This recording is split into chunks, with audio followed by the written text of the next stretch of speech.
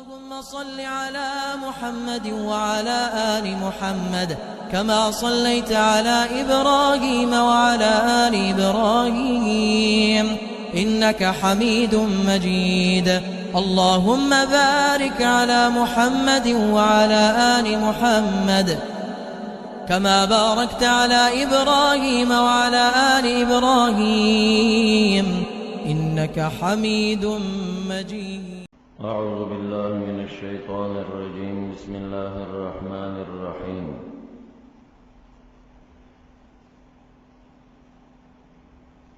ألم تر إلى الذي حاج إبراهيم في ربه أن آتاه الله الملك. صدق الله مولانا العظيم. دریم سپارہ سورہ بقرہ آیت نمبر 258.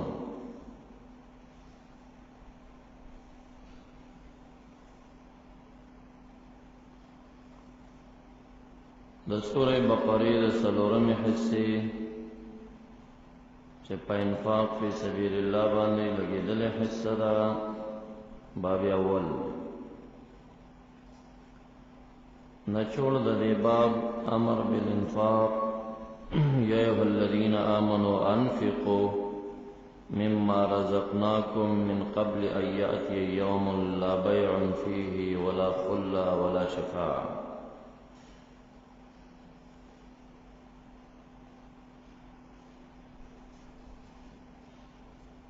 او پدې باب اول کې چند مثالونه بیانېږي.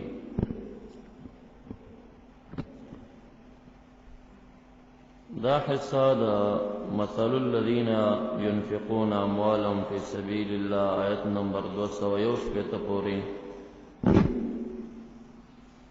باب اول دا حصے رابع نچوڑ و خلاصه دا دی رکو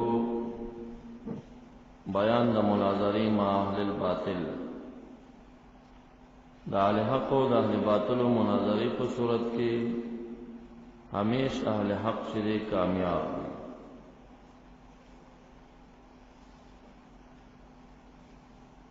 او دا چې باری تعالی محید مختار کل لے بعضی کارونه دا عادت موافق کئی بعضی دا عادت په خلاف باندې هم کولی شي چې کوي. نو پاغي کې د عزیر علیہ السلام او د ابراہیم علیہ السلام واقعان چاہی کہ د قدرت مظاہرہ شوی دا آغا هم ورکی ذکر کیگی. الم تر الی الذی حاج ابراہیم فی ربه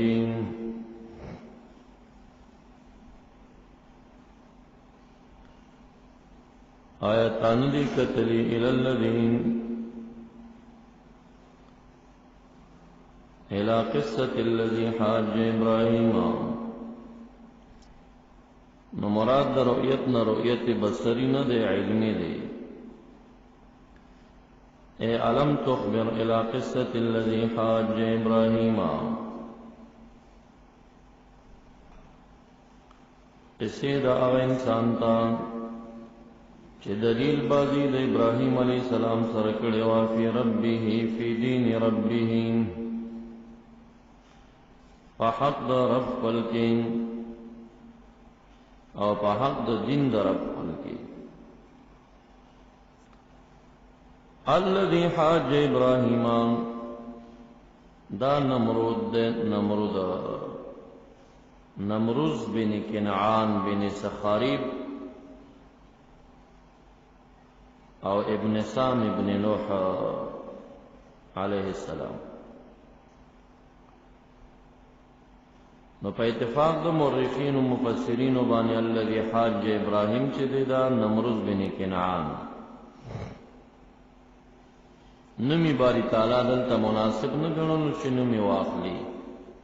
تعبیر تیو کا په حاج ابراہیم سره.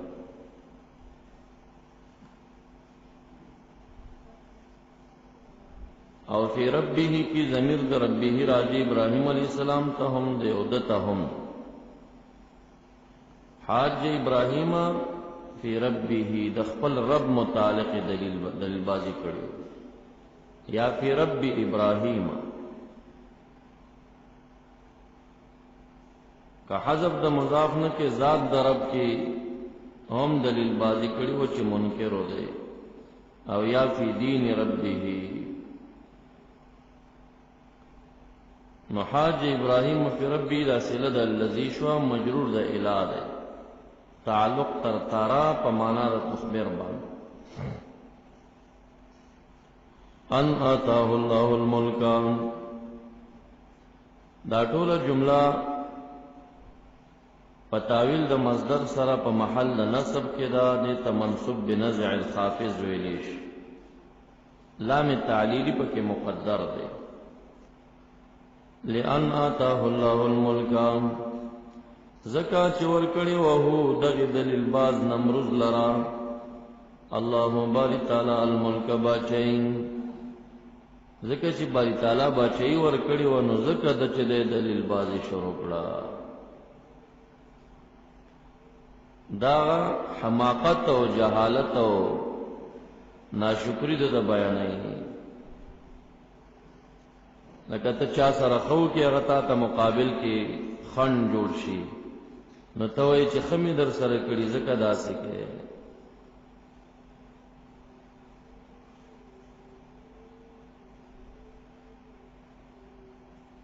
آتاه الله الملک اعطاه الله الملک مفعولین وغفتل جمله تاویل د مصدر سره مجرور شو په لام جاره باندې لئن آتاه الله الملک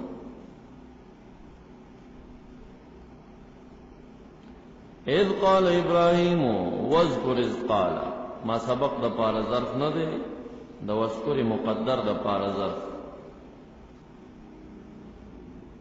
واذكر اذ قال ابراهيم ربي الذي يحيي ويميت يحيي للبعث ويميت في الدنيا قالوا نمرد انا احيي واميت ابراہیم علیہ السلام و تو پیش کا احیاء و اماتت قیدیان دورا خوشکلل دیو بارک پانسے فیصلہ کړي و خوشی کو ادام احیاء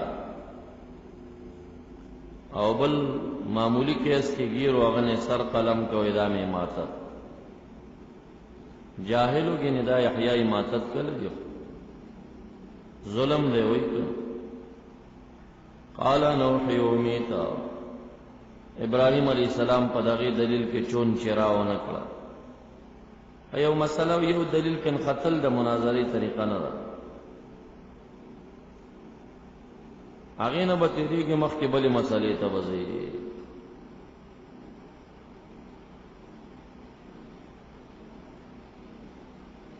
نو ابراہیم علیہ السلام اگر دلیل پرے خودو د چون چراو کړه پرې خو بل دلیل توضیح کړه قال ابراهيم دا پکې ولګو ربي الذي رب زما غزاد يحيى قال ابراهيم فان الله ياتي بالشمس من المشرق فاتي بها من المغرب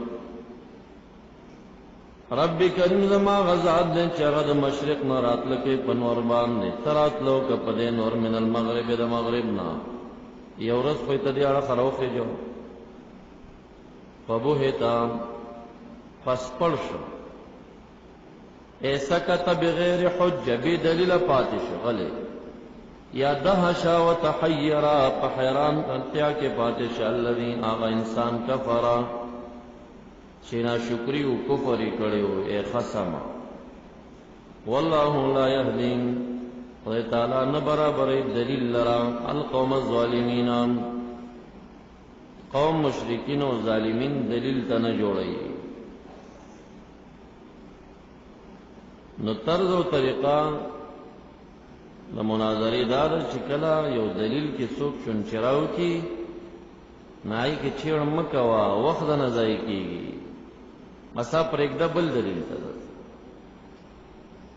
یحیی و یمیت چې هغه کوم احیاء ماتت پیش کا فخاره باطل وا ابراهیم علیہ السلام بی چون چراغ پرې خور پرېږده دا دلیل زبل دلیل ته زما رب د مشرق نه نور را پورته کوي که ته ربي یوه ورځ ته د مغرب نه را پورته کړه فبهتا هیڅ جواب ورڅه پاتې نه شو. اوس باری تعالی د احیا دپاره دو مثال دلته پیش کوي چې دا رذیل نمروز بن کنعانم د احیا قائل چې زه محیما احیا دغه و چې عزیر علیہ السلام مشل کالا سل کالا مړ کړی و بیا مې را پاسو هیڅ تغییر مې نه ورکړی او احیا چې کوم دی دغه و چې څلور مرغان ابراهیم علیہ السلام ټوټه ټوټه کړل او بیا د هغه په دعا بیا را ژوندي شول. دا احیا وه. نو دا دو واقعي د دې لپاره پیش کوي چې باری تعالی محیی دی. دا کټ که دا کار نه کوي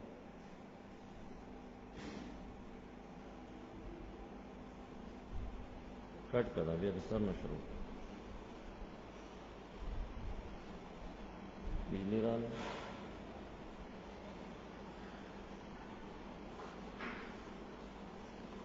نو یو پکې واقعات عزیر علیہ السلام راغله او کالذی مر علی قریان او کالذی کی دا کاف کاف زائده ده او الذی نو دا عطف شپ الذی اول باندې مجرور د اعلاشا علم ترى ور ترو باس او علم ترى الى الذی کاف زائد ده علم دنه رسیدلې الى الذی واقعی قصې دا کس مر علی قریان چې مرور کړو په یو قریه باندې په داسې حال کې هي خاویه چې دا قریه خاویه ساقطه حیتانوها چې پریوتیو دی ورنه دی علی عروشها پچتونو باندې دا چې الذی مر سوق دی او دا قریه کما قریه وا معروف قول دادے چدا الذی مر عزیر بن شرحیہ علیہ السلام دا عبداللہ بن عباس او دا عبداللہ بن سلام دا علی المرتضی دا ابو العالیہ دا اکرمہ دا سعید بن جبیر د دې ټولو دا رایه ده چې دغه الذي مر انسان چې دی چې دا وفات شوی بې ژوندی شوی عزیر علیه السلام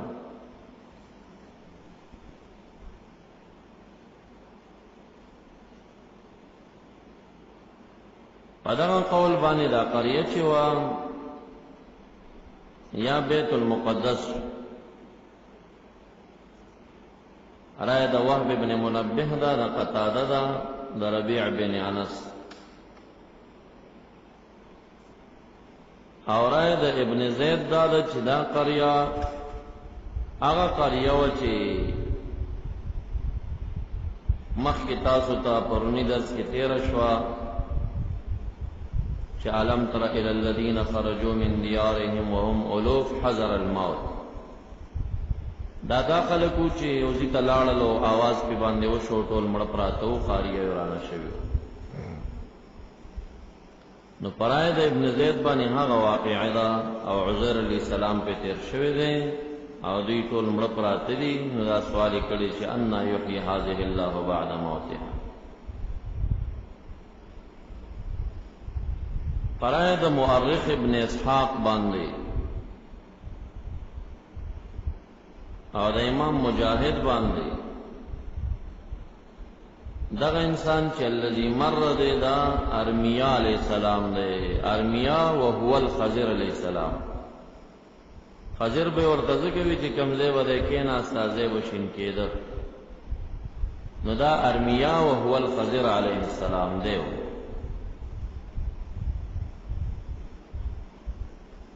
کدا عزیر علیہ السلام شي او قریه بیت المقدس شي په قول راجح سره نو په هغه ټیم کې چې خریبتها بخت نصر چې کله هغه ورانه کړي وه دیتی وتلیو بیا ور باندې راغې ارث پراته دي دیوالونه وران دي نو انا یحیی هذه الله بعد موتها عزیر علیہ السلام وی او قریه بدا بیت المقدس او یا پرای د ابن زید باندې قریه با غشي چې وهم الوف حذر الموت تخدیدلی و غیم رشي او د مورخ ابن اسحاق په حواله باندې کارمیا هو الخضر علیہ السلام شي نبی هم مراد د قریه بیت المقدس ته او واقعي داسې و چې بیت المقدس کې یو بادشاہ ناشیه بن اموس نومیده او خضر علیہ السلام مبعوث دته او د قوم ته خدا ناشیه بن اموس چې دا ډېر تابع انسان سبا چورتا خضر علیہ السلام ویل د بمنل قوم رورو مخالفت شروع د مخالفت چې څومره زیاتېده وحی د خضر علیہ السلام په کمیدو باندې شو بادشاہ راغی خضر علیہ السلام ته ویل چې وحیم کم شو د خلکو مخالفتونه زیات شو عذاب را نشي وحی را خضر علیہ السلام ته چې دا قوم د مخالف شوی دی هلاکوم یې د یو دم چغه کړه په جړاش دا زما قوم دی نه به هلاک وحی ورته وشو چې نه هلاکوم خو کتا ورته خیری وکړي به هلاکوم وی سیش بخت نصر را روان شه د بابل نه د داسې ولخر سره چې لا قبل لها بادشاہ راغی انبیاء علیہ السلام خضر علیہ السلام ته وی چې ستا دعا کله ښکارا کیږي د دروازې بند کړې د بیت المقدس او په دیوال د پاسه کېناست سیل کې ګوري زما اعتماد دې په ذات الله ما سره وعده کړ आवाज راغی چې بخت نصر 3 ورځې مزل پاتې راورسېد خضر علیہ السلام دعاګانې کوي بادشاہ ته وی مې ریګه ما سره وعده شوی ما تداویل شوی دي چې تا خیری نه کړی عذاب بنره زه خیره نه کوم یو فرشتہ ورته د انسان په شکل باندې را زما خپل بیبی دا زما مخالفه د مو سره ډیر ښه کړی دي څه چلو سو کو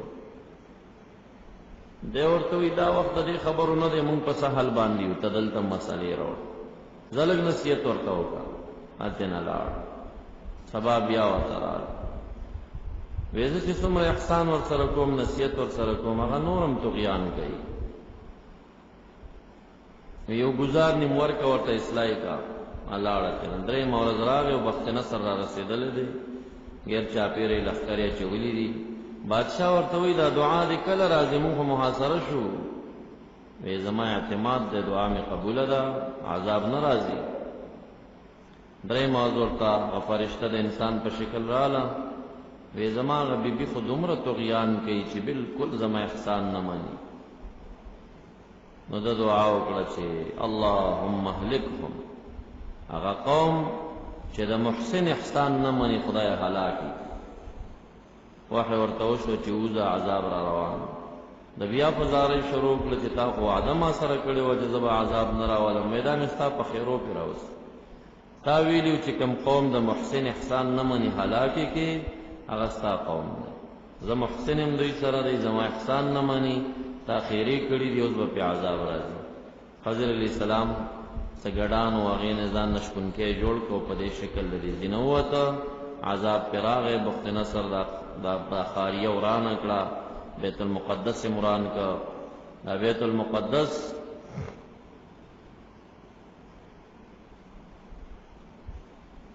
څو کرته جوړ شوی دی خدا زې په بیا وران شوی دی نو بخت نصر دا وران کا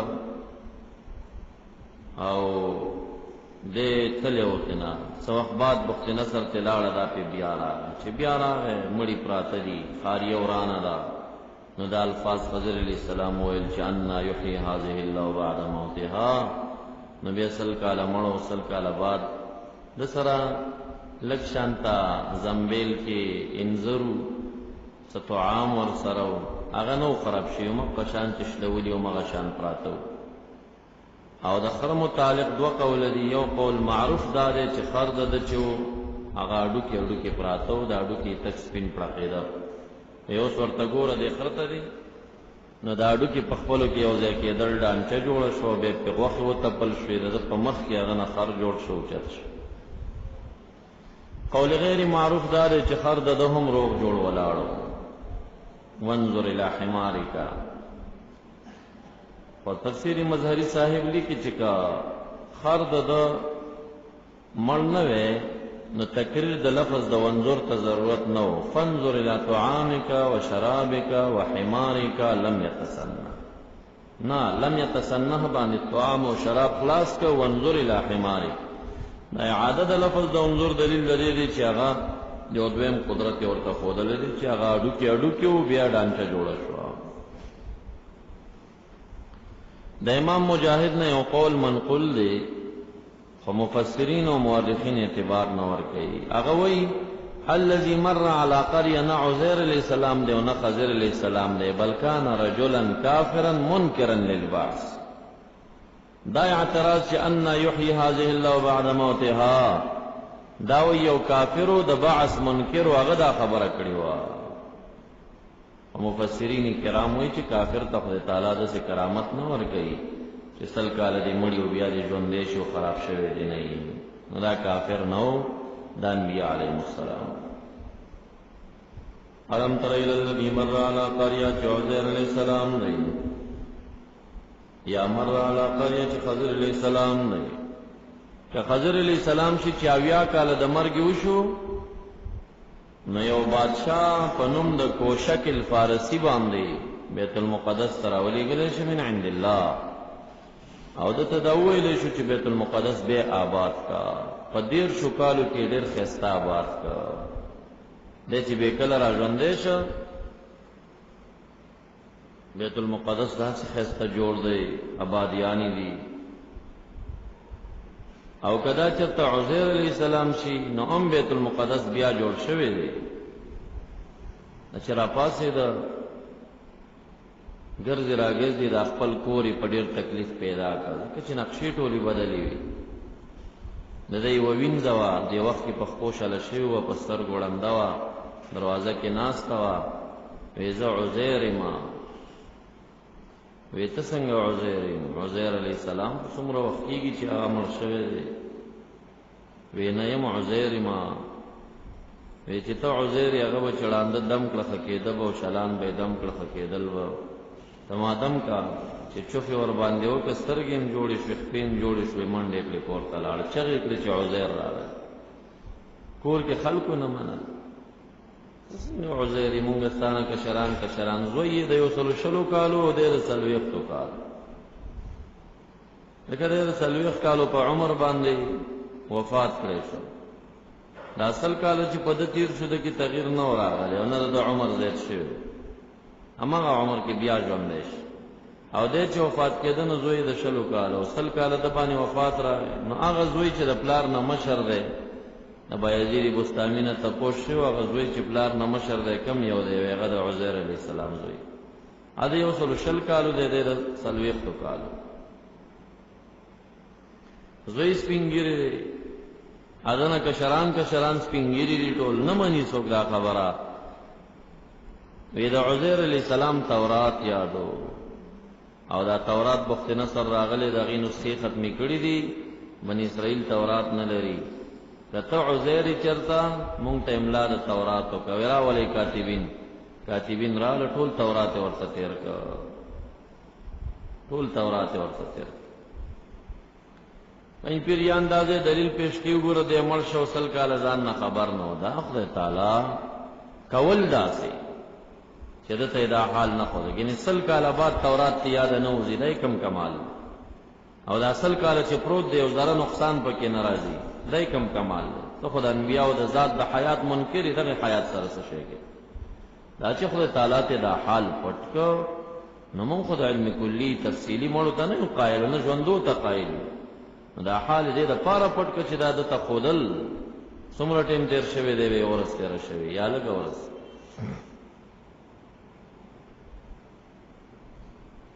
بیا غي ورتوي چې دا یو علامه خدای کې صحیح شو، خدا هغه د دواړو ولو په مینس کې د سپوږمۍ په شکل یو توره چاپه وه چې ملای کولو کړه، هغه چاپه ورکې وه، نو بیا تصدیق راغی چې دا عزیر علیه السلام. الم تر الى الذي مر على قريه وهي خاويه وهي ساقطه حيتانها، دا قريه خاويه ساقطه پریوتی وا، ساقطه حيتانها دیوالونه پریوتی و، على عروشها د پاسل چتنو. پس وی عزیر علیہ السلام یا خضر علیہ السلام ان یحیی هذه الله، کیف یحیی هذه الله، سنگ بجوند کی باری تعالی هذه دغه قريه یعنی اهل الذي الله باری تعالی بعد موتها رستر مرد اهل قرینا. نو انا په معنا د کیف باندې دا منصوب شو بنا ور حالیت، او چا انا په معنا د متا خسته متا یحیی هذه الله بعد موتها، کله به ژوند کی نو که په معنا د متا باندې شي نبی ظرف شو. فاماته الله پس وفات کدر باری تعالی میات عام سل کالا، فکان میتا نو گرزد مڑے، ثم بعثه بجوندے کباری تعالی دلرا فی آخر النهار، د دوحا پټې میں وفات کړو، د ماجیګر نه بعد ټیم کې بیا را ژوندې. قال پسوی باری تعالی دلرا په واسطه د فرشتو باندې کم لبستا کم مکثتا، قال لبثت یوما و بعض یوم، درنگ می تیر کړی یو ورځ یا بعض د ورځې. اول یومن وی چې بیا ګوري نور لګ ولاړ دی، وی بعد یوم. قال بل لبثت، رب کریم وت فرمای بلکې درنگ تیر کړی تا میات عام سل کالا. فان ترددت، پس کچری تشک پدې کې چې سل کالا به تیر نه، نو فانظر الى طعامک و شرابک لم يتسنى وانظر الى حمارک، کته تردد دی کې نو طعام ته دی وګورا او خرته وګورا، نو خر د اډو کې تک سپین پړه کېدل، دا څومره ټیم په تیر شوی دی. پس وګورا الى طعامک، نو فانظر کې بفا جزاء د شرط مقدرش. فان ترددت فانظر الى طعامک، مراد د طعامنا انګور دی او انځر دی دا ور سره، و شرابک عصیر داغی سا شربت دا انگورو، لم یتسنى لم یتغیر، چه تغییری نده کڑی اسا پوری. وانظر گو الى حمارک الى عظام حمارک، آڈو کی دخرق پلتا.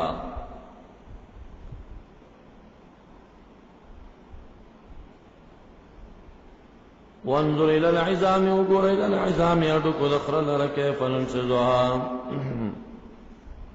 کیف ننشزو، دیکھی بعض قراتونو کې ننشرو راغلی دی. کیف ننشروها مانا دا کیف نحییها، څنګه ژوند کو مونږه غیلرا، لکه ویلیه النشور ثم اذا شاء انشر، احیاه بیر ژوند. او معروف قرات پکې د ننشزو دی بالذا په معنا د نرفعو باندې، کیف ننشزها کیف نرفع بعضها على بعض، څنګه مونږ پورته کو بعضی په بعضو باندې.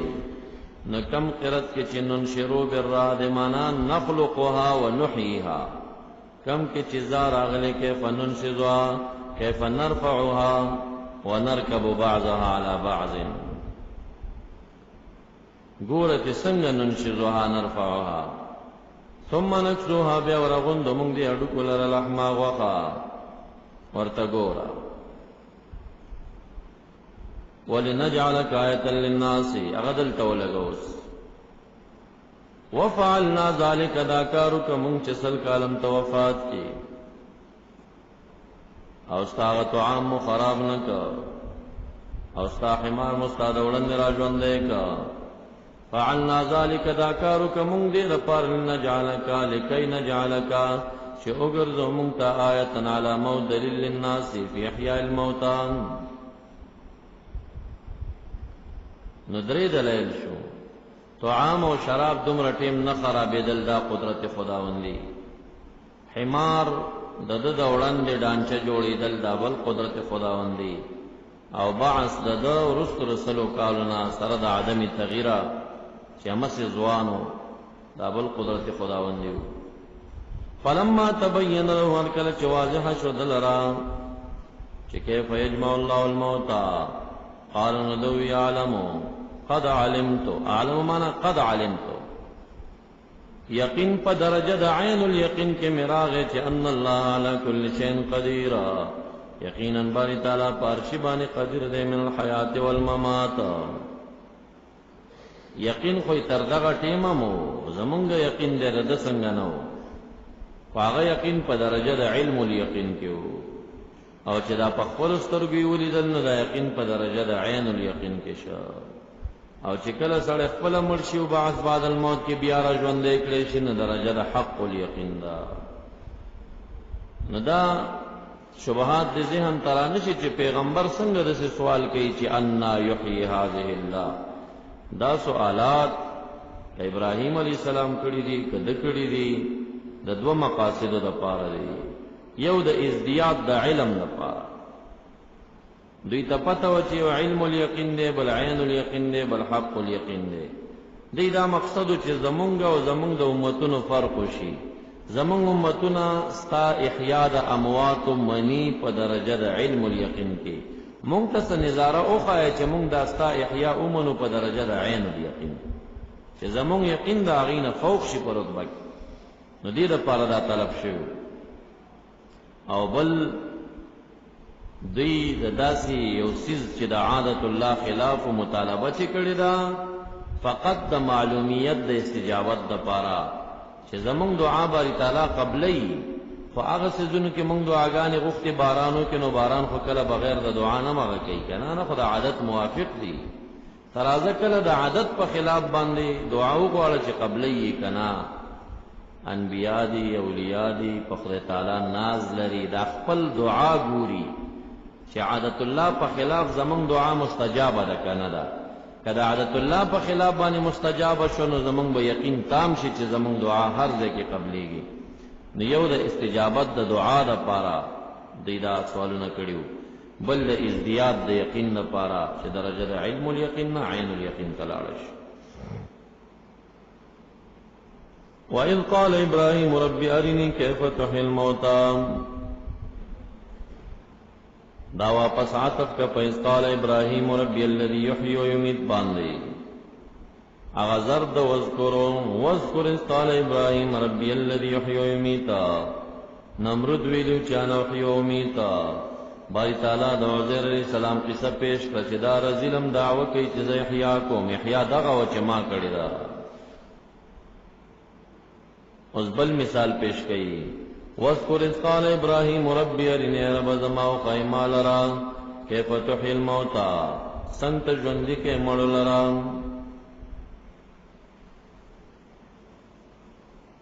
علت د سوال څه شو ولې دا پوښتنه وکړه.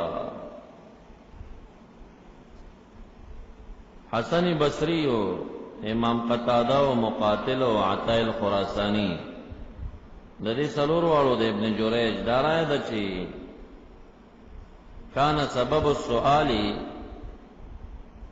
اما رؤيه الحيوان في سائل البحر يأكل منه دواب البحر والسباع والطيور. د بحر په غاړه روانو او یو غټ سارویو یو جیفت الحمار وا سو کوئی چې جیفت الحمار وا مړې هغه د خر جوسه پرتا وا نو د خپې په وبو کې وی مایان براتل د خونه خوراک وته کو او دانیم بهر پروتو مرغان او اوانه پیرا کو دیدل غیبو چت او دی اړخت نور لیوانو ته پراتو غیبم کې وخړ نو دی وخت د پښتنه وکړه چې ان یحیی هذه الله بعد موتها. دا خود څه د مرغانو ججورو تلاړو څه د حیواناتو تلاړو څه د مایانو تلاړو دا وسنګ باری تعالی ژوند کوي شک نه کوي ازدیاد د یقین دی. رسول الله مبارک فرمائے نحن احق بالشک من ابراہیم د ابراهیم علیہ السلام نه په شک مونږ ډیر حق یو او په احیا د موتا کې مونږ شک نه دی کړی نو ابراهیم به څنګه وکي علیه السلام. دا معنا نه ده چې مونږ به شکونه کوو، مونږ حق یو په شک باندې، مونږ نه دی کړی شک، چې مونږ نه دی کړی نو د څنګه وکړه، شک نه دی، ازدیاد د یقین دی. سو کوئی رجلن میتن سړی مړو نیم بحر کې پروت نیم بار پروت دی. دارای د عبداللہ بن عباس تا سو کوئی حوتن یو مایو غټ مائی را غورځېدلی او څه ښکته پروت دی صبره. دا د ابن زید رایه ده.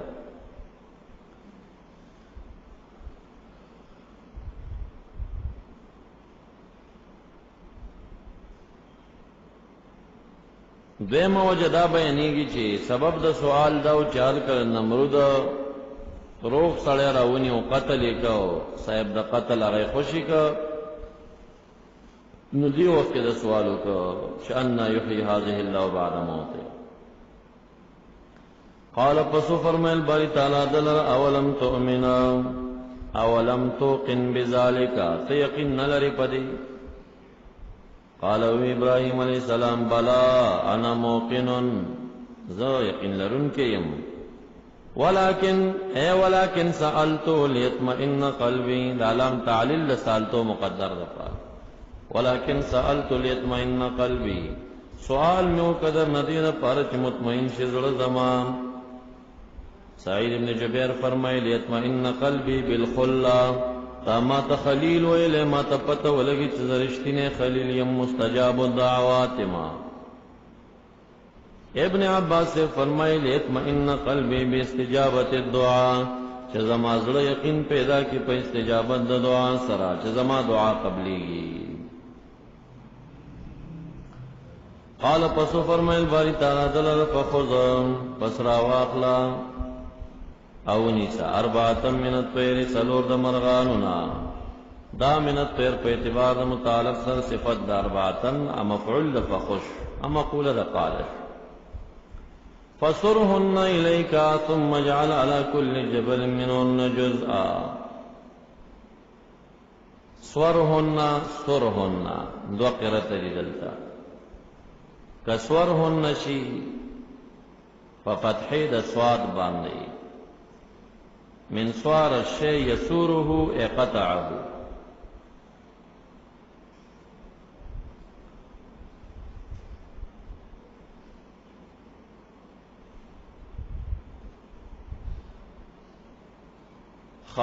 سور نه دی فسرهن یا فسرهن.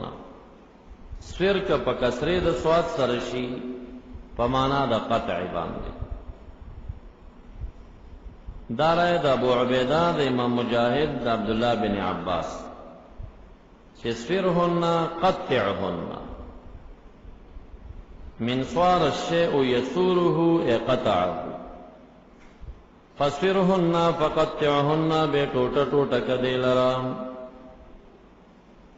ٹوٹا ٹوٹا کدی لرا الیک د پال متعلق رو باس ثم اجمعهن الیک بیراغن کزانتا قطعهن ثم اجمعهن الیک. دا د سفر بکسر صاد معنا قطعهن. خو د مجاهد او د ابو عبیده او د ابن عباس سے په قول باندې دا عربی لفظ. ابو الاسود الدؤلی وایي چې دا عربی نه دی، دا سفر چې کوم دی په سوریانی کې تقطیع تویلی شي. فسفرهن فقطعهن ټوټه ټوټه کوي، دا لغت سوریانی دی. دا رائے دا ابو الاسود الدؤلی دا. دا خو قرات د کسری د صاد شي. کفسرهن دا معروف قرات شي په ضمیر د صاد سره، نو دا بیا په معنا د میلان باندې دی. عربان وی رجل اسورا اذا كان مائل العنق.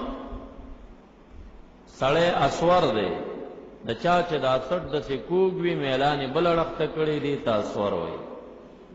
نو سر په معنا د میلان سره بالضم. فسرهن عملهن الیکا میلان ورکدی مرغانو ته طرف د ځان ته، یعنی ځان خواته را جمع کا رای ولا.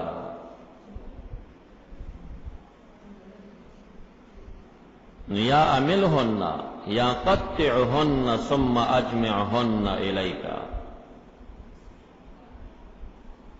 ثم اجعل بیا وګرځو علی کل جبل پارغربان منهن د دین جزءا سیسان. اوس مختلف زینو کې کنال ته ما هغه دابه داسې و چې مختلف اشیاء خوړلې و، نو دا سوال کړیو. او دا مرغان اربعه من الطير سشیو. یو قول د ابن عباس صاحب دا دی چې دا دی کنچرګ دی، غرابن کارغه دی، بطه دا، طاوس دی.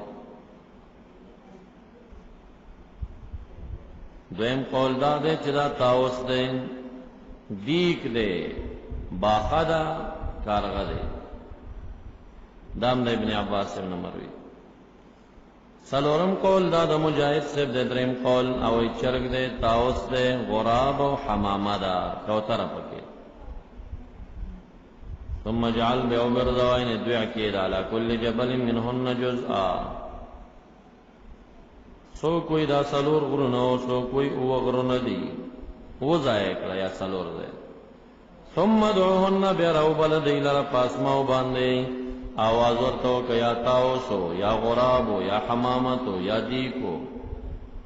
یا تین جواب یا مرده او بلدی لرا یا تین رازی بدا تالر سایا پتیزی سرا. امسی اکڑا چه دا یا غراب آواز یو که بس دا سلور پنزو غرنونا دا وو غرنونا دا غوخی هوا تلاړی ولته سر یوځای شو، مرغه جوړ شو والو ته د په طرف باندې راغی. بیا بل आवाजو کې یا تاوس او غم په دې شکل جوړ شي، یا دی کو غم په دې شکل جوړ شي. نو باری تعالی د قدرت یو عجیب مظاهره وکړه دلته. نو محید غزاد دې چې په دې شکل باندې احیا کوي. مطلق غائب ته د یا आवाज د आवाज جوحال شرک غني، او بیا مړی ته کوئی غټ شرک غني. او ابراهیم علیہ السلام د توحید بانی هغه چې د مړو کارغانو تم د یا आवाज کړی دی، یا غرابو یا تاوسو یا دیکو، هیڅ شی هم نو، مړو ټوټې ټوټې پراتو او دا ورته आवाज وکړو هغه رالل. نو غایب ته د یا आवाज شرک نه دی. کوي ابراهیم علیہ السلام به مړو مرغانو ته نه کوي. فیسر ویمنا ابراهیم علیہ السلام چې کعبه جوړ کړه، جبل ابي قبیس ته پورته شه. یا ایها الناس انی بنیت بیتا لله. تعالی ورته امر وکړي چې اعلان وکړه صفونا. ټول غایب ته आवाज کړی دی چې یا ایها الناس انی بنیت بیتا لله، دعوت می قبول کړي دې تراشه. د چا روحونو چې ورته لبیک ویلې د حج تتلی شي چې نه دی ویلې نشي.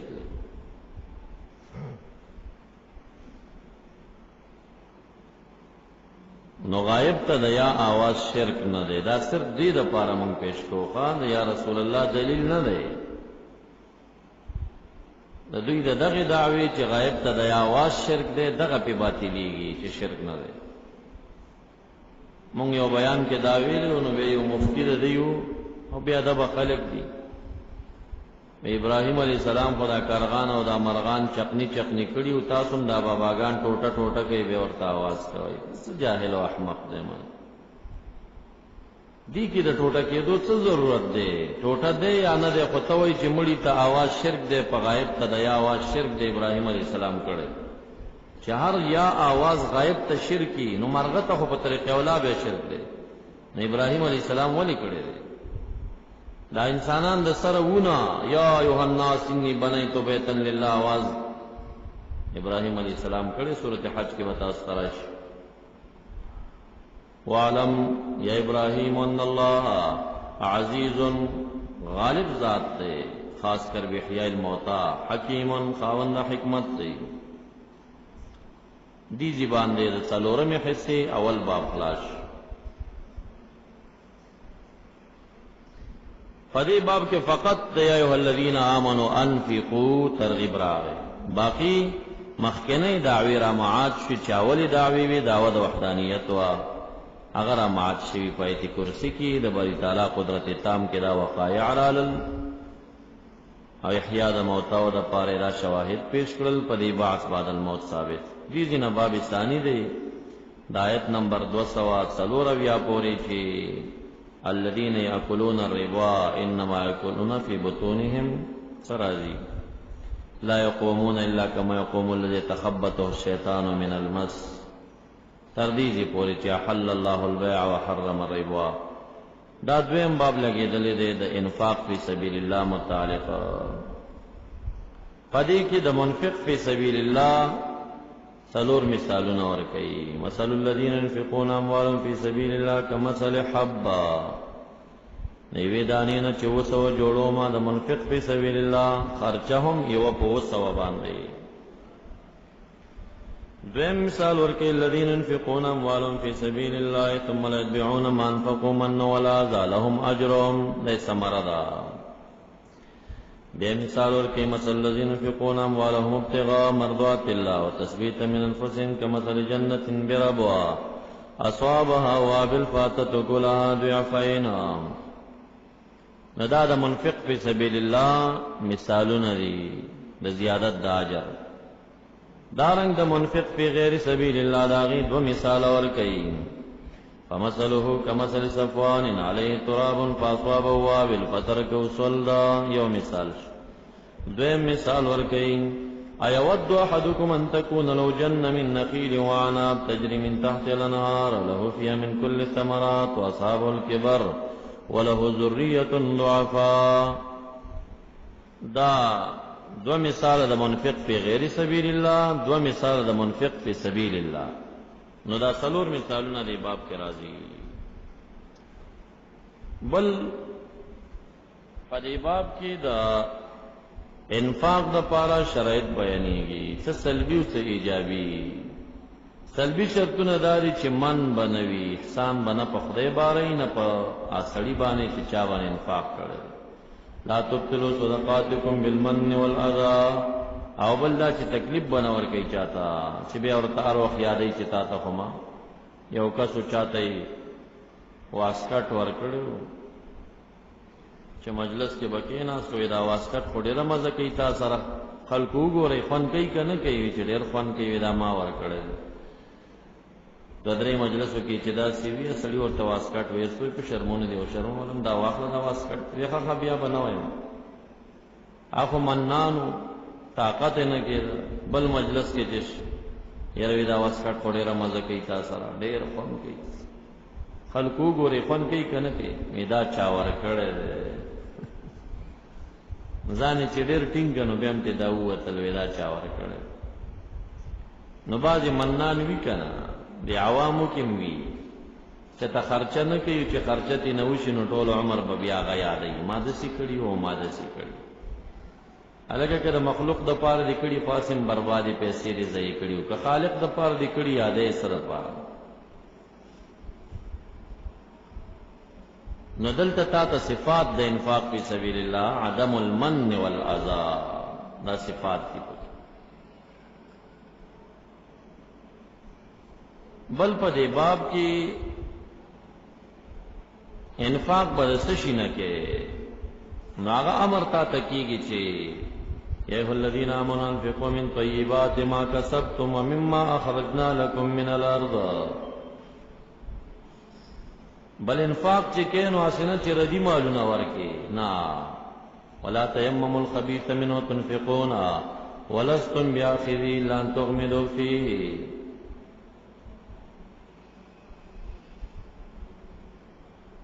بلدا انفاق دو قسمین پټي ورکه کفکارا ان تبدو الصدقات فنعما وان تخفوا وتؤتوا الفقراء فهو خير لكم بل دې باب کې مصرف در تقای چاته بدا ورکه دا به چاته ورکه للفقراء الذين احصروا في سبيل الله يحسبهم الجاهل اغنياء من التعفف مجاهدين او طالبان دوی ته ورکدا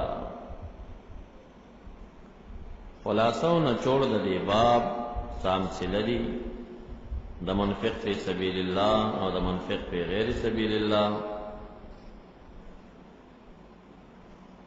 او بل پکې شرایط دي د انفاق د پاره ایجابي او سلبي،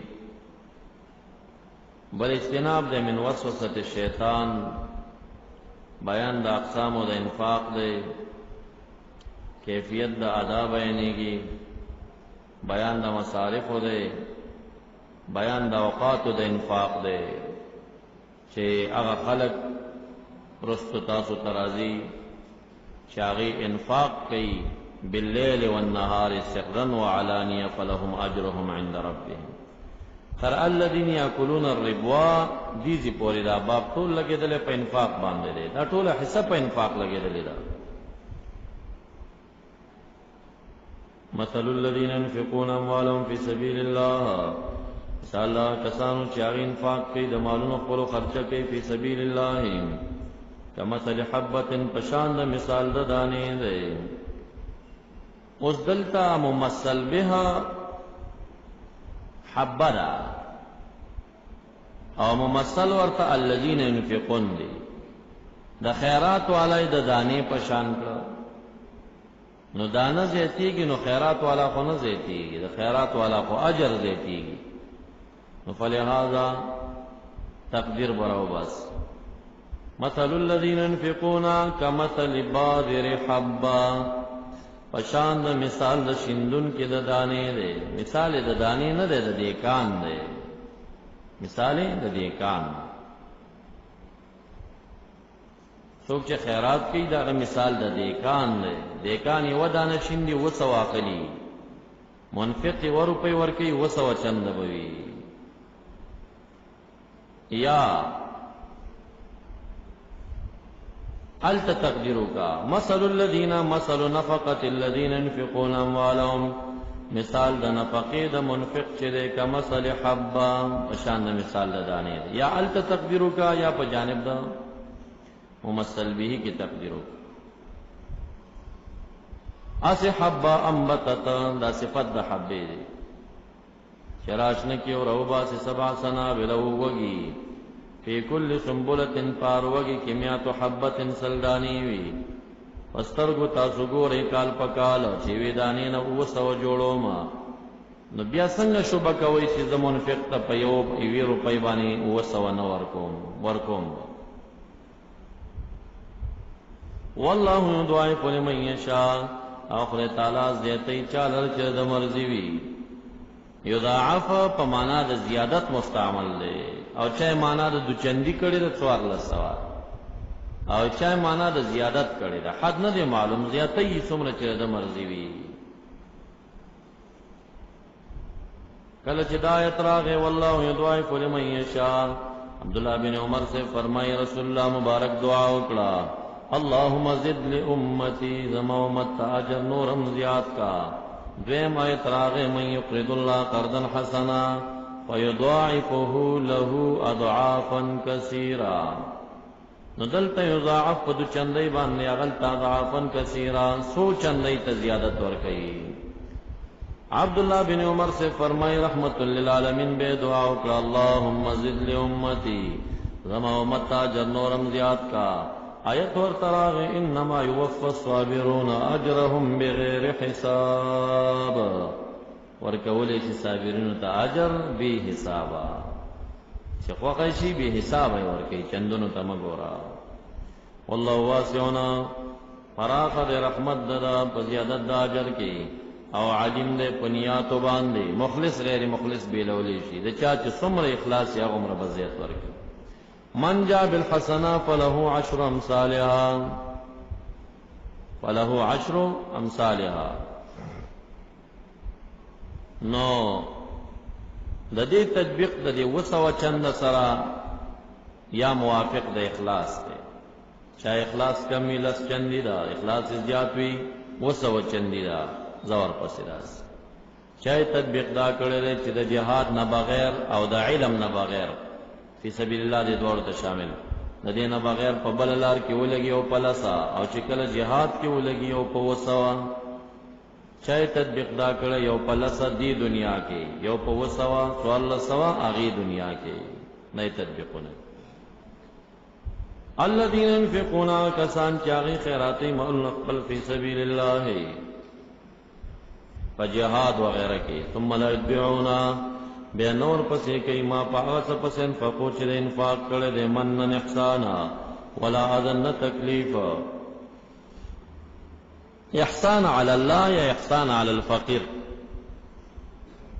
احسان علی الله عجب دی ځان سره راسي پړسېدل افکاری ته وای چې لوی دنیا ورانه کړی دا نو فمنفقو پسې منن احسان نور پسې کوي نه علی الله او نه علی النفس ولا اذن او نه ازل صاحبها بما یوزیه چې تکلیف ورته کی په یو مجلس کې یاد کی چې د سره مداخې غنی کړي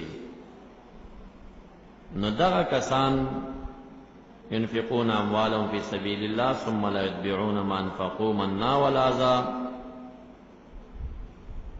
دا منن ولا اذن مفعول دی يتبعون دی مفعول ثانی او ما انفقوا موصول مع السلام مفعول اول دی دا ټوله جمله عطف کیږي پاغه الذين ينفقون باندې دا ټوله مبتدا ده لهم اجرهم عند ربهم دا خبر دی دوی د پاره اجر دی عند ربهم فی الجنه ولا خوف علیهم ولا هم يحزنون ځکه دغه عمل چې سړی انفاق کوي نه په مخلوق احسان بارول وي او نه چې کوم دی ازي ورکول وي او نه په خالق باندې احسان با عجب نم پاک وي دا ولی دی او دا صفت د ولی دی چې لا خوف علیهم ولا هم يحزنون قول معروف یو خپل خبره کلام حسن د خپل ورور د پاره چې دعا او ثنا ده او مغفرت او بخنه او تجاوز د مظلمت نه خیر ډیر غوړه د استاد پاره او داغه د پاره من صدقاتین دا صدقینا یتبعها اذا چور پسی پاغه پسی اذان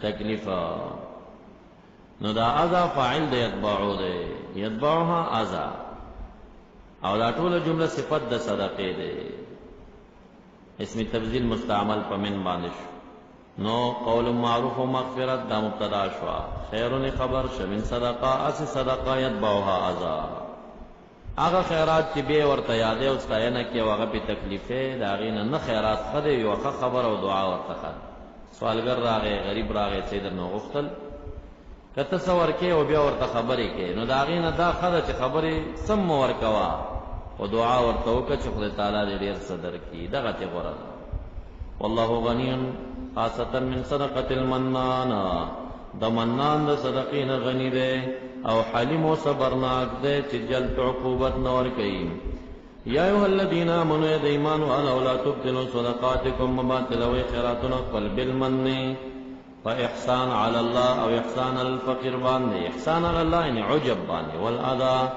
او پازی باندے لصاحبیا فقر لرا کالذی پشان دا غچا ينفق مالو چی خیراتی مال قل رعاء الناسی نپار دا خودلو دا زان خلقو تا ولا يؤمن ایمان لري بالله واليوم الاخر فبعث بعد الموت نو تشبیه د صدقې د منان او د موزي چې ورکړه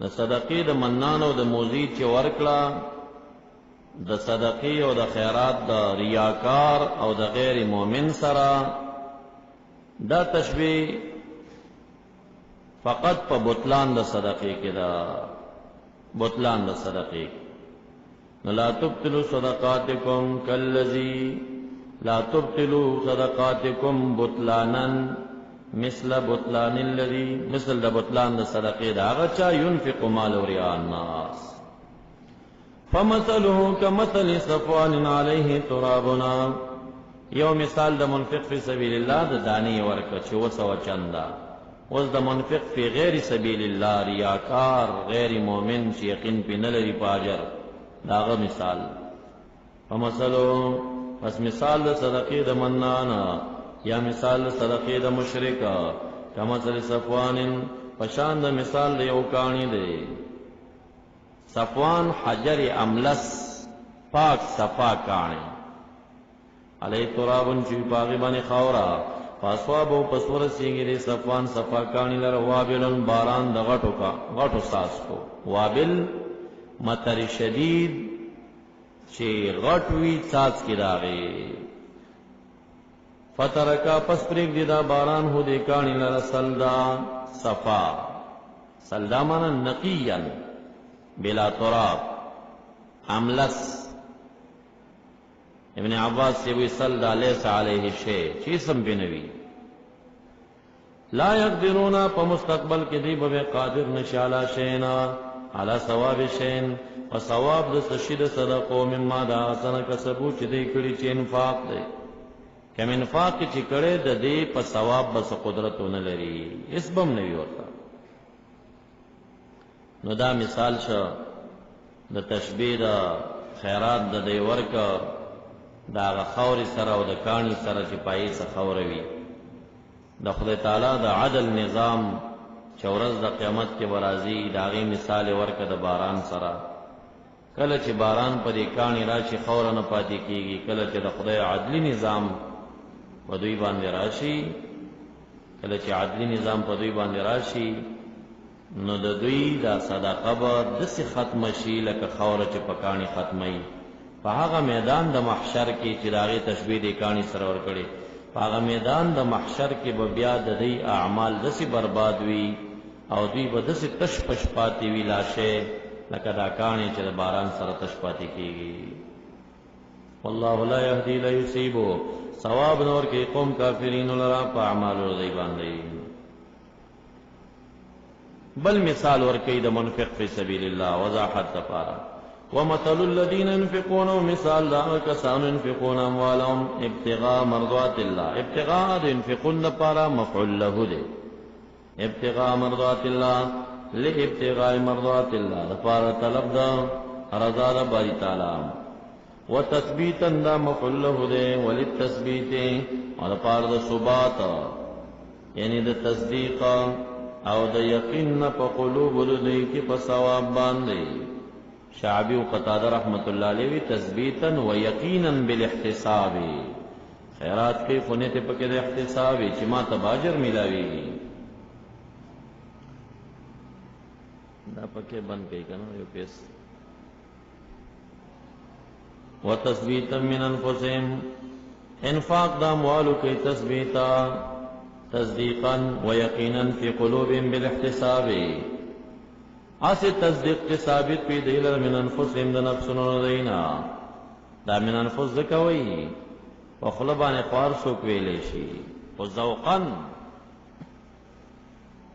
احضرت الانفس الشحا طول نفسنو بخل تحاضری کری دا بخل پا دی نفس کی خلقتا و طبعا یو مرض دے نو چې کله دې انفاق کوي نو د نفس وسخوخه نه نفس زور اخلي دا هغه سړي چې نفس خوخه شو په انفاق باندې د نفس پوره تزکیه شوی دا نو تثبیتا ثباتا وتصدیقا بالاحتساب هغه احتساب چې ثابت دی دیت من نفسهما د نفس د دینه د نفس تزکیه شوی دا باقی حضرت سے مبارک سے رحمت الله علیه او ځل یو مجلس کې فرمایل چې وخت ما د خپل زړه ته قتل په مراقبه کې ندا صفا کېده سیسه تور او نور صفاو یو وخت دا سراغه چې د دې ستنې سر عمره تور داغ ورکیو نور تک داسې یو نور غونې پړقې کولو صفا شوی و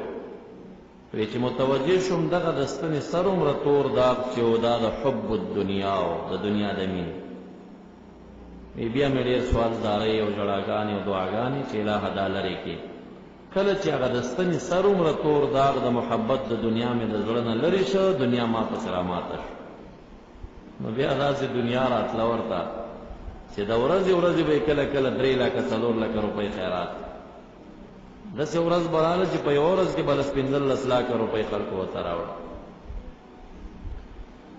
نو دغه کال باندې چې وفات کېده هم 19 لکه روپۍ صرف مساجد ته ورکړل چې په دې جماعتونه جوړ کړي په افغانستان کې مختلفو ځایونو کې مساجد جوړ کړل جزئیات باندې عامل د باندې د شکل دربار نه تخور ته پته و چې دا مخالفینو ته پاتې کیږي او د مخ کې تل لاهور نو ټلیفون باندې امر وکړ چې په مسجد کې څومره پکې دي او په دې خانقاه کې چې سدي دا ما وقف کړی دي چې ګورې دا رانه وړل خبر ته پته و چې دا خو بل چاته پاتې کېږي او چور کېږي او خلک یې وړي او مسې وشوه ډاکوانو غلو وې وړه هر څه خو ده وي نه دا وقف دا دې مسجد ته وقف شوي دا به نه راوړي لاسپیکر یې هم دې وې نه وړي دا وقف شوي یو غټ فرش په مسجد کې خور وي دا وقف دی مسجد نه سوي نه سي قبل سوکوي او تا نه دسې پاتې کېدی نه بانې به دې ورته جوړولې هلته بل جومات دی به هغې کې استعمال کړم او دا به کړم او دا به کړم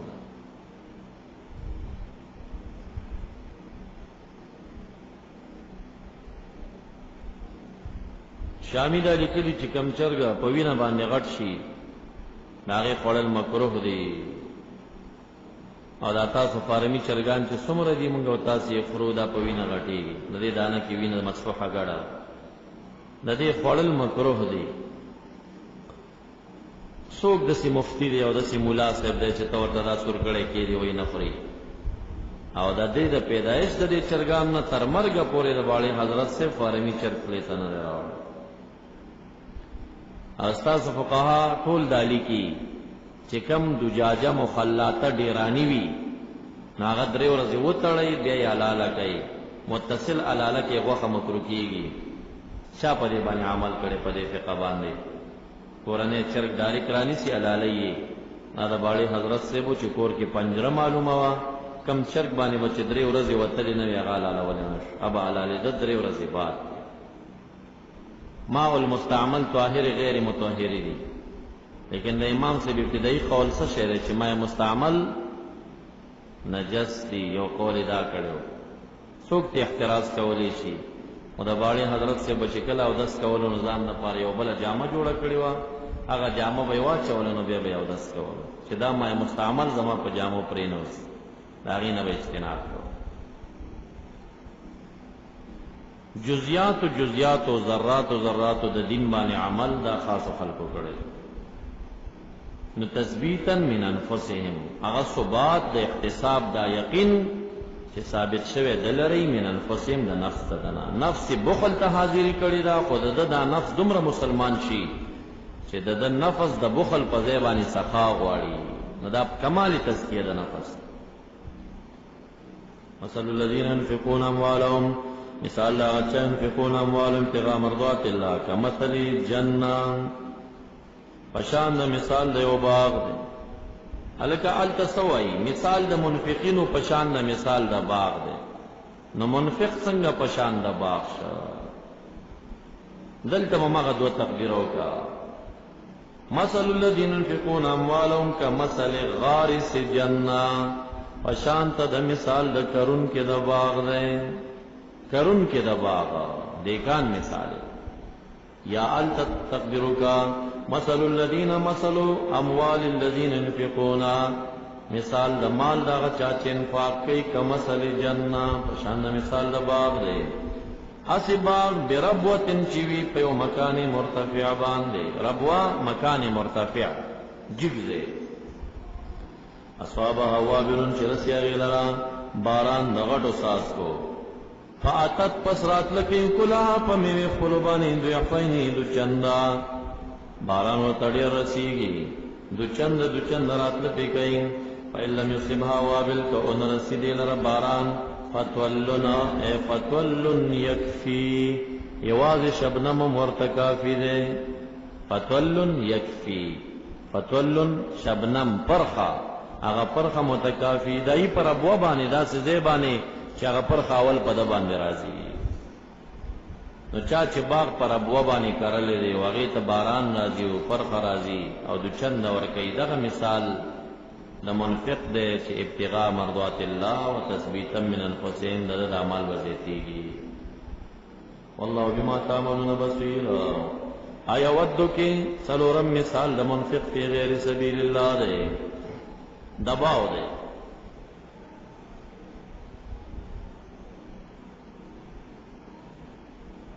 دا ابن عباس سے وی دا څلورم مثال من ختم الله له بالفساد فی آخر عمره څوک چې اول نه فسړی په آخر د عمر کې خراب شي دا دغه مثال او دا مجاهد سے قول دا چې دا مثال د مفرد فی طاعت الله حتی یموت خدای تعالی په طاعت کې چې کمې کوي مرشي په دې حال کې دا مثال. او د سدی رحمت الله علیه رائے دا چې دا مثل المرائی فی النفقه د ریاکار مثال. نو مثال کې دا پیش کوي چې خلکو تاسو دا خوښوئ یو کس داسې ستاسو وي چې باغ لري د عنابونه د کجورونه منځ کې ښایسته کاریز وي اوبه وي او هر نوع د میوو په دې باغ کې وي دی بوډا شي د اولاد وي ضعفا کمزوري یو دم په دې باغ باندې یو طوفان راشي یو هوا راشي پاغې کې اور وی دا اوس وزیږي دا سړی به خوشحالي که خفه به وي نو هر څوک وایي چې دا به ډېر خفه وي ځکه چې بچي بغیر د حیلې نه پاتې شوله. وی دغه شانته مثال د منفق ریاکار یا د هغه چا چې طاعت الله کې تقصیر کړی یا هغه چا چې آخري عمر خراب شي دغه مثال دی. ورځ د قیامت کې د خدای تعالی د عدل باد چې پرې راوالوځي د هغه څه باغونه او څه صورتونه د اعمالو چې جوړ کړي دي ځان ته شنه باغونه هغه به ټول ورته ختم کړي دی به بغیر د حیلې نه پاتې شي هېڅ شی به نه وي درسره. ایود احدکم آیا محبوب ګڼي او کس تاسې دا استفهام انکاري دی محبوبي ګڼي بلکې نه یې ګڼي ان تکونه چې وي د لره جنت باغ من نخیلا دا تکونو تامه دی په اسم تتمیم راغلی من نخیل وعنابنا په اعتبار د متعلق سره صفتونه د جنت شو هغه اسم د تکونو اسی جنت تجنی دا بل صفت دی چې بهیږي من تحت الانهار له فيها پر جنت کی وی دلر من کل ثمرات کل نوع دی د هر نوع د میونا او ورسېدل الکبر بډاواله په داسې حال کې چې وی دلر ذریه ضعفاء عاجز د حیلین کمزوري پس ورسېدي باغ د دلر اعصارن بعد چې په دې باد کنارن اور وی فاحترقت پس اوس وزي باغ ددا اوس وزي باغ ددا.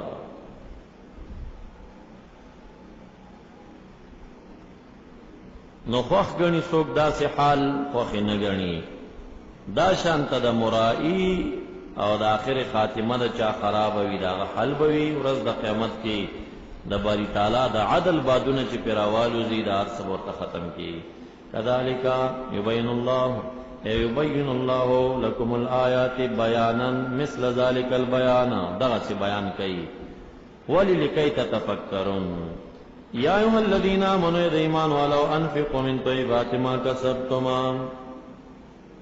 مخکی امر شویو یا ایها الذین آمنوا انفقوا مما رزقناکم خدای نو خودلی چې کما نوع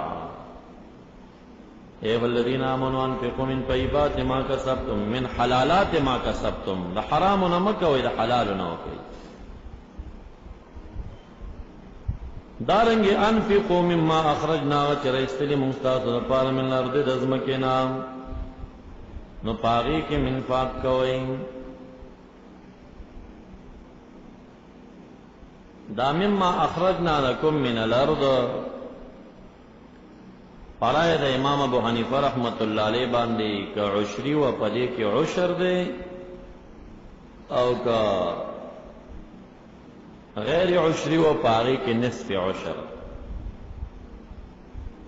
خرچه د سرکار کا وربان دیوا نصف العشر شلم دا او کنوی وادی پا د اسمان پا اوبو بغیر د تکلیف نو بکیدو للما و ٹکسونم وربان دینو نو بیادا پدی کی عشر دے مما اخرجنا لکم من الارض.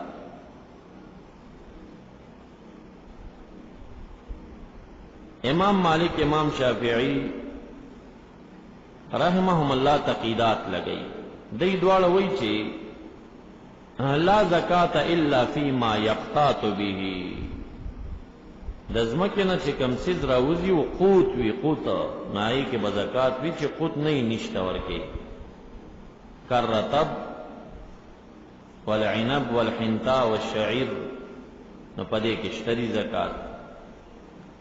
امام ابو یوسف رحمت اللہ علیہ امام محمد و امام احمد دیوی چی دزمکینا چراوزی فیما یبقی فی ایدی الناس مما یوکال و یوزن کم شے چکیل و وزن کی رازی او د خلق لاسونو کی بقا لري پاغي کې شته دی او چې دا نه نشته نو وایي لیس فی الخضراوات صدقه، دا سبزی پالک مالک وغیرہ په دې کې څه زکات نشته. امام شافعی امام مالک قوت واخسته او امام احمد او یاران د مذهب زمون مکیلات او موزونات مخرجات واخستل. امام ابو حنیفه رحمت الله علیه وی دا ست تقیدات چې تاسو لګوي تاسو تقیدات دي. قران کریم کې دا قید نه راغلی مطلق په خپل اطلاق پرېږدي. مما خرجنا لكم من الارض، هغه چې موږ را ایستي تاسو ته د ځمکې نه عام دي کې قید د قوت کما دی او په دې کې قید د کیل او د وزن کما دی. او تقید د مطلق په خبر واحد باندې مسله اختلافي د پاتلار او مجتهد په اجتهاد بسنګ قید ولګي. نو مطلق په خپل اطلاق امام سے وې پرېږ د خبره باری تعالی عام کړي ته ولې خاص کې چې عام کړي عام پرېږ. نو دا یو اختلاف شو بین ابي حنیفه درې مذهب پکې جوړ شو. صاحبان او احمد سے مرګري شو مقیلات او موضوعات ما يبقي في دين الناس یادي. امام مالک امام شافعی مرګري شو چې هغه وی هغه ما یقطات به چې قطوي او امام سے منفرد شپدے کی اگر کہ سفیان ثوری اور سره ده. نو یو دلیل د امام صاحب د پاره دغه عمومات دي مما اخرجنا لكم من الارض، تقید نشته ده نه په قد سره او نه په مکیل او نه په موضوع سره. دویم ورته حدیث د عبد الله بن عمر دی رضی الله عنه فيما سقط السماء والعيون او كانت عشريا العشر، هغه چې اسمانو بکړي یا چینو بکړي وي یا عشری وي پاغه کې عشر دی. نو فی ما سقطه السماء هغه چې وګو اسمانو بکړي دي نو عام دی کنه تقید پکې نشته. دا یو اختلاف پاتې شو. شوافی موالک او حنابلہ او یارانو د یو حدیث نه استدلال کړی دی چې هغه حدیث د معاذ بن جبل رضی الله تعالی عنہ دی. لیو الفاظ دا دي چې اما البطیخ والرمان والخضراوات فعفونا، اندوانی او انار او شنکجات چې دی معفو دي عفا عنه رسول الله. معاذ سے فرمای نبی علیہ السلام عفا کړی دي. رواه الدارقطنی والحاکم والبیهقی. لیکن د دې په سند کې اسحاق رازی او ابن نافع رازی کلاهما ضعیفان. امام ابو حنیفه رحمۃ اللہ علیہ ضعیف حدیث نه بالکل استدلال نه کوي.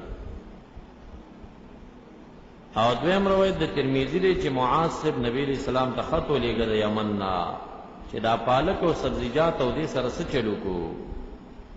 نو خط ورته واپس راغی چې لیس فیها صدقه، پدې کې صدقه نشتا. لیس فی الخضراوات صدقه. جواب د امام ابو حنیفه رحمۃ اللہ علیہ په ضعف الحدیث سره دی چې حدیثین تاسو پیش کوي ضعیف دي قوي حدیث پیدا کوي. امام ترمذی دا حدیثین ذکر کوي به فرمایي اسناده لیس بصحیح. لیس فی الخضراوات صدقه ودا اسناده لیس بصحیح ولا يصح عن رسول الله في هذا الباب شيء.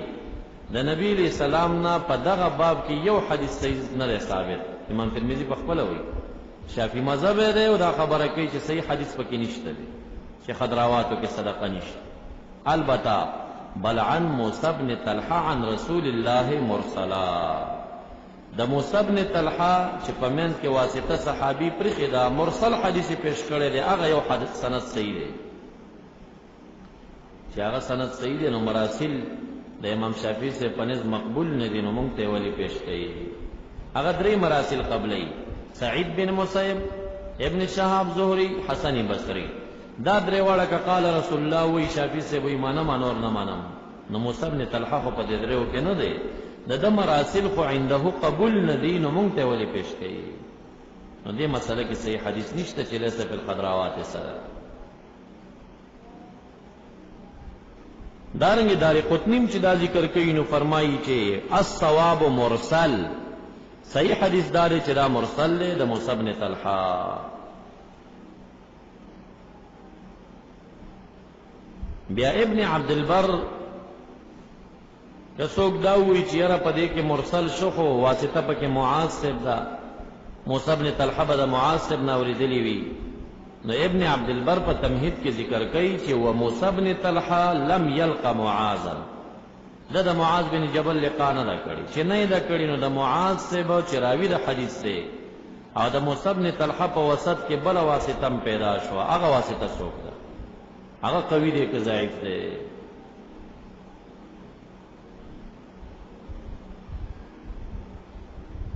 یو روایت بل شته دی چې موسی بن طلحه د خپل پلار نه روایت کړی دی مرفوعا، نو هغه په 2 سندو سره تللی دی. په یو سند کې نصر بن حماد راځي، یحیی بن معین فرمایي چې کذابون دی کذاب.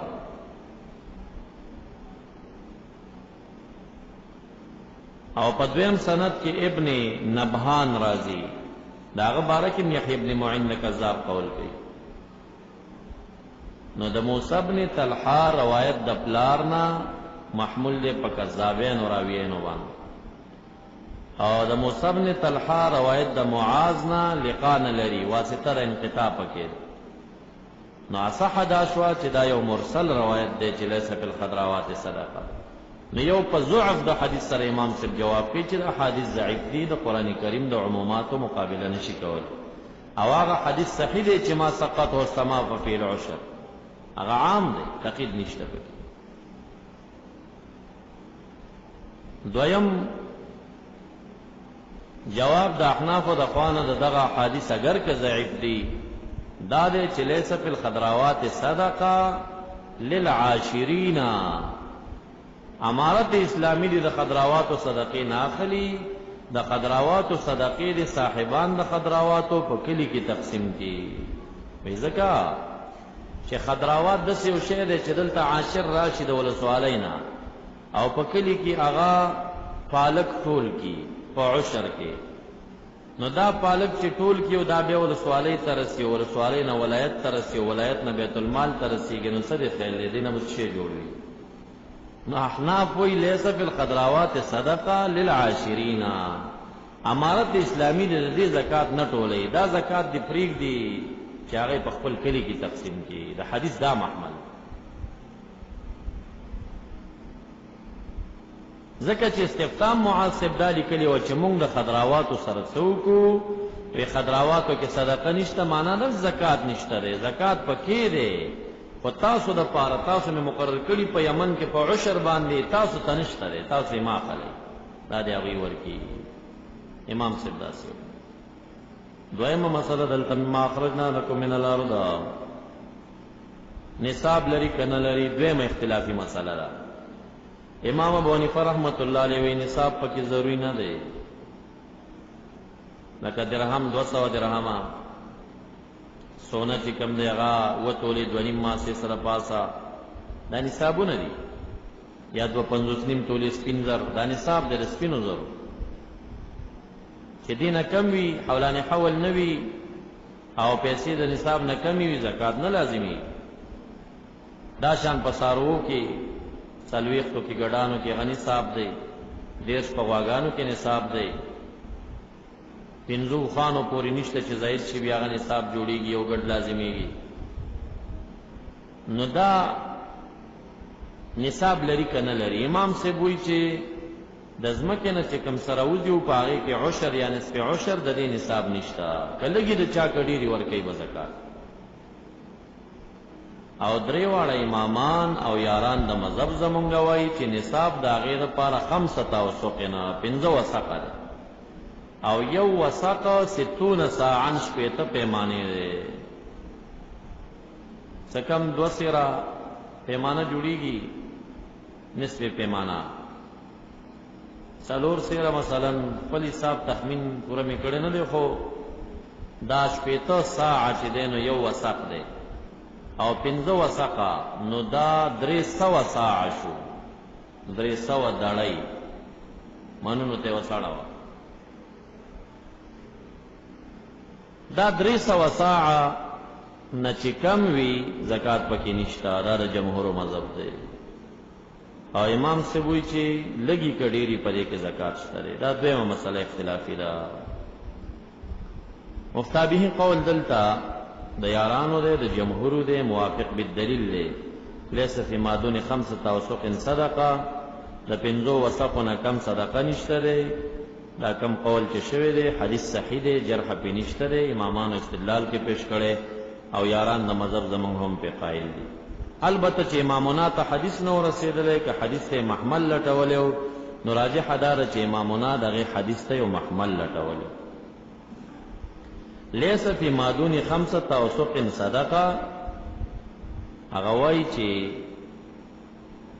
دغه وخت کې رواج داو چې یو وسق دا کوم لیس فی ما دون 5 اوسق صدقه چې ویلې دی دا د پټو والا ته نه وایي، دا د غنمو دکاندار او د وړو خرڅون کې دکاندار ته وایي. امام صاحب وایي څوک چې وړه خرڅي دکان وي نو لیس فی ما دون 5 اوسق صدقه، یو وسق په دغه وخت کې یو وسق په 40 درهم خرڅېده. 5 په 40 کې څو شو؟ 45 څو شو؟ 200. ریاضیات مو بیخي نه دی وی. 5 په 40 کې 5 په 40 کې څو شو؟ 200. الکه 5 40 کې ضرب ورکه کنه څو شو؟ شل یو صفر ور سره کېده 200. نو دا 200 جوړیږي. نو امام سے وایي چې 200 د درهمو نصاب دی کنه دی. یو سړی تجارت کوي او داغه په دکان کې 5 وسقه 300 دړۍ نه کم وړه پراته دي، هغه اړی راړی، نو د مالک د نصاب نه دی کنه چې نه دی، نو زکات په څنګه لازمه؟ نو امام سے وایي لیس فی ما دون 5 اوسق صدقه چې راځي دا لګیږي د چا سره؟ د دکاندار د وړو سره چې دغه وخت سره وسق خرڅېده په 40 درهم باندې. 45 200 د 200 درهمو نه کم په صورت کې نه لازمیږي زکات په ده باندې. خسته محمل لټولې د حدیث دپاره، خسته محمل لټولې دا هغه معروف اعتراض د وهابیانو دی په امام صاحب باندې چې د حدیث خلاف کړی دی. د حدیث کې راځي لیس فی ما دون 5 اوسق صدقه، او امام صاحب وایي چې دې کې صدقه نشي، صدقه شته دی ورکې. نو امام صاحب د حدیث خسته محمل پیدا کړ، چون کې هغه خواته جمهور درې امامان دي یاران د مذهب زمونږ دی ور باندې، نو مفتابه خلکو هغه ګرځولې. خو احوط نه دی، احتیاط د امام صاحب په مذهب کې دی چې د چا یو جری پټی دی او د 300 دړیو نه کم هم شوي دي نو دی پکې زکات ورکړي د پټي والا، او دا حدیث کې ولګېږي د تجارانو سره. دا دویمه مسله شوه. دریمه مسله دا ده چې مما اخرجنا لکم من الارض نباتاتو ته شامل دي، او که معدنیات او ذهب او فضه ته هم شامل دي. هغه چې رئیس دی مونږ دی لره د ځمکې نه، نو دی کې خو معدن هم راغی، هغې کې معدنیات او کاڼي او جواهر راوځي د ځمکې نه، هغې کې به څه شوي؟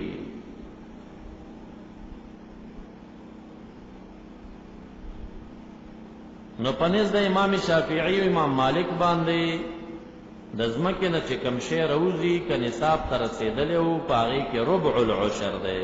ربع العشر یعنی معنا دا ده چې دا د عشریاتو نه دي چې عشر شي، هغه په مما اخرجنا لکم من الارض کې نه دي داخل. بس د ده یو مملوک شه که 200 درهم ته رسېده چېرته نو بیا ربع العشر دی، د حولان حول په ټیم کې د ده مال دی 40 روپۍ ده پکې. ويصرف مصرف الزکات عند الشافعي، امام شافعی فرمایي چې بیا به د زکات په شان ته مصرفېږي، هغه ته انواع د مصرف د زکات چې کوم دي. او امام مالک صاحب وایي چې مصرف د فی دی. امام ابو حنیفه رحمت الله علیه، امام احمد صاحب هغې دواړه فرمایي چې الواجب فی المعدن الخمس، ځمکې نه چې کوم معدنیات روځي نو دا په حکم د غنیمت کې دي، ځکه دا ځمکه دا د کافرو قبضه کې و پخوا، دی چې دا ځمکه ونیوه نو دی هم ترې نه نیولي دي، دا د هغې نه معدنیات پاتې دي. نو چې هر کله د هغې نه پاتې دي نو وایي په دې کې خمس دی واعلموا انما غنمتم من شیء فان لله خمسه ولا تیمموا الخبیث. دا تاسو د عشر کم باب چې په هدایه کې چیړئ تمام قرآن کریم کې به نور درته بیا را نشي سوا د دغې ټوکړې نه چې مما اخرجنا لکم من الارض. په دومره ځکه د عشر تمام مسائل خدای تعالی خلاص کړه، تمام مسائل دلته خلاص شوه. اوس فقه مه منه، د فقهاو استنباطات مه منه، د دې ځینه د عشر باب څنګه ثابت دی، څنګه یې تفصیل او جزئیات معلومه او بیا د خلکو په سترګو کې خاورې اچي. خدای تعالی فرمایي چې نفصل الآیات مونږ تفصیلی بیان کړی، تفصیلی مسائل نه یادای ترتا، تفصیلی مسله د عقیدې یادای، څومره تفصیلی بیان کړی دا، څومره شواهد او دلایل پی ویلي. نفصل الآیات دا جزئیات د فقه نه یادای، خو 500 آیاتونه ډیر مجمل دي او د رسول الله مبارک شرح ته ضرورت پیدا شوه، د فقهاو استدلالات ته ضرورت پیدا شوه شرح ته.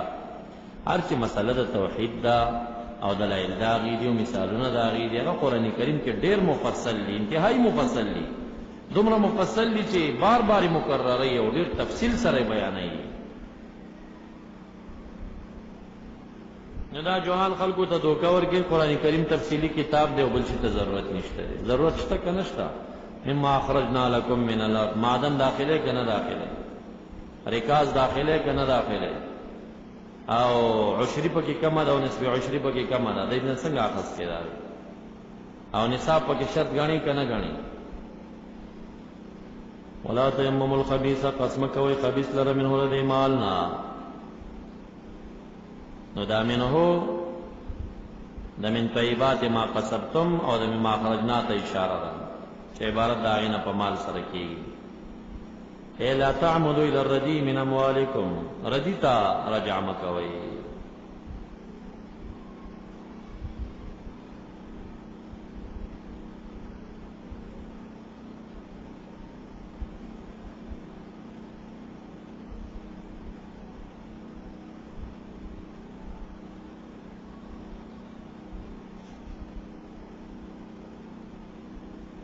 نزول د لا تیمم هغه وخت کې وشو چې نبی علیہ السلام د سرسایي اعلان وکړ چې فقراو ته ورکړي.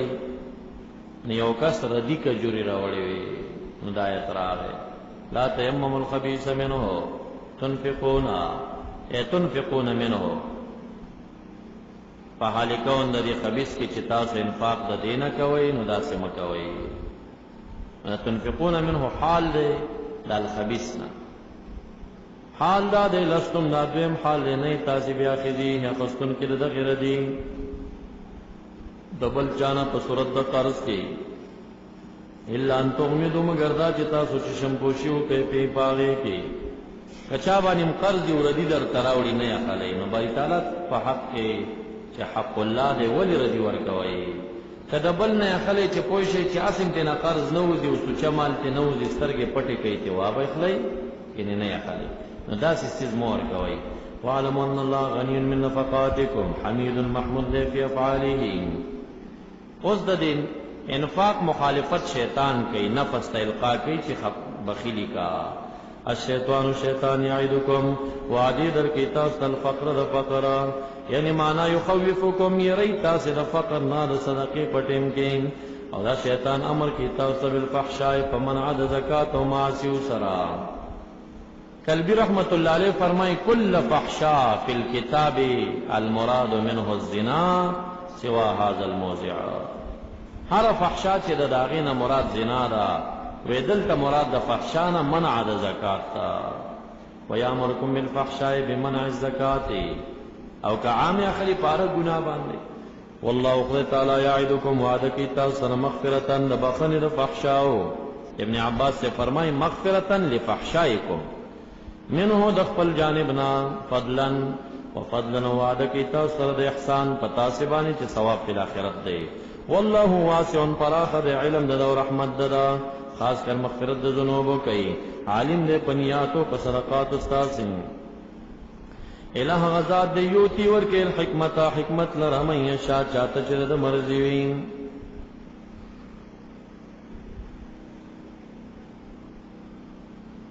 صدی رحمت اللہ علیہ فرمائی او ابن عباس سے فرمائی چې مراد دا حکمت نا نبوت تے یوت الحکمت النبوت من یشاء آتاه اللہ الملک والحکمہ داود علیہ السلام ته خدای تعالی ملک ورکړي او الحکمه ای النبوه نبوت ورکړي.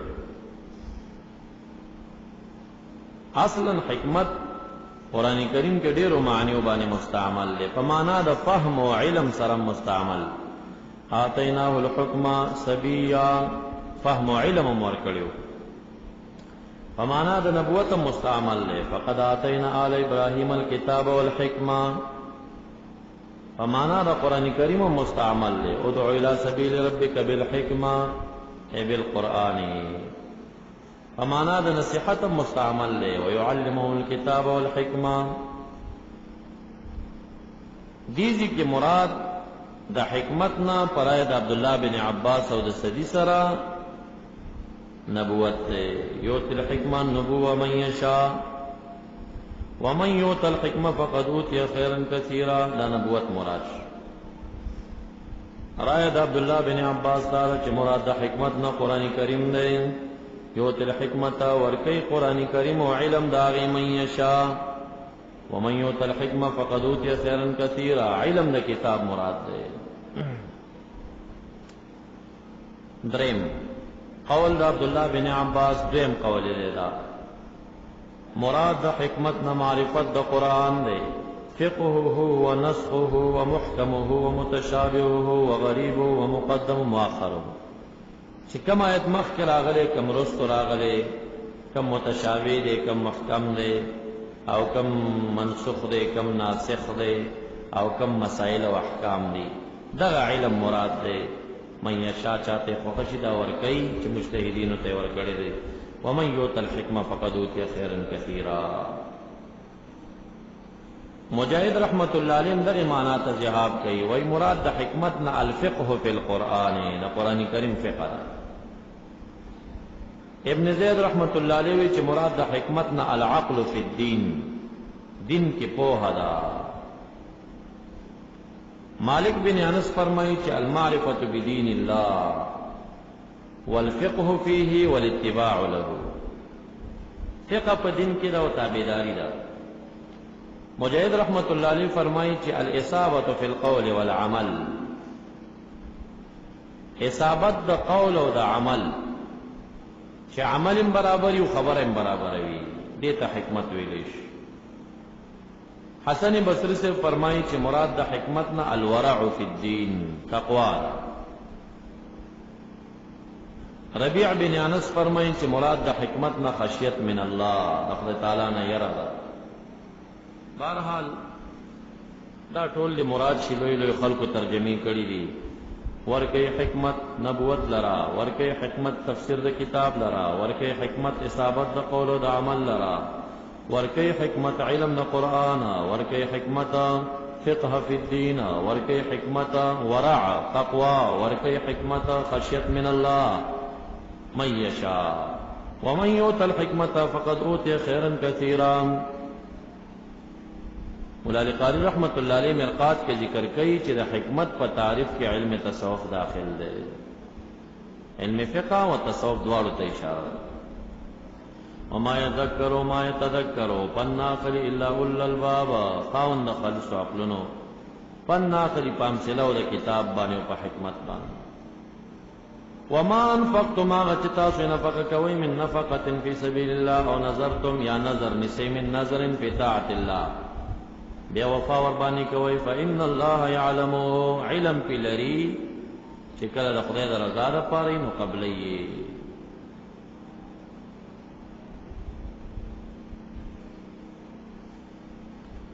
نما انفقتم کی داما شرطیہ کا فإن اللہ یعلمو بے جزاش.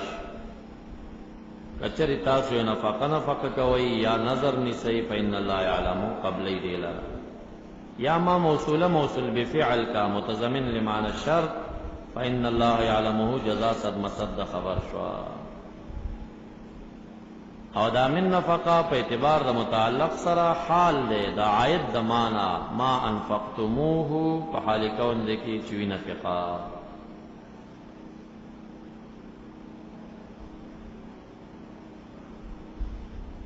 پس دغه امور علم د دې باری تعالی تسپارل د اول الباب کار دی او چې علم باری تعالی ته ونسپار نو دا ظالم دی وما للظالمین من انصار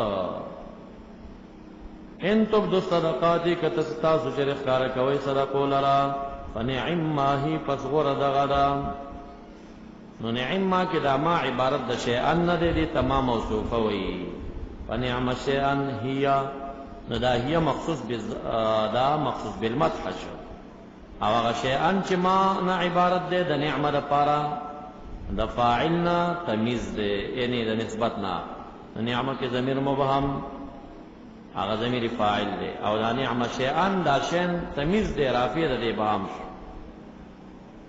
او تمیز چې واقع شي د نسبت د فعل نه فاعل ته تمیز په معنا کې فاعل وي نو دا شیئا په معنا کې فاعل شي او هي چې کوم دی مخصوص بالمدح نو دا مبتدا مؤخره نعمه شیئا خبر مقدم شي نو دا اعتراض مکو چې خیرات ښکارا ولي کوي که تاسو ښکارا خیرات کوي فنعم ما هي غره دغه چې ریا پکې نه وي وان تخفوا کپټوي دې صدقات لرا وتوتوا ورکوي د الفقراء فهو خير لكم دا غره دې تاسو لپاره د علانینا خير لكم من العلانيه پټ بلا غره وکلاهما مقبول منکم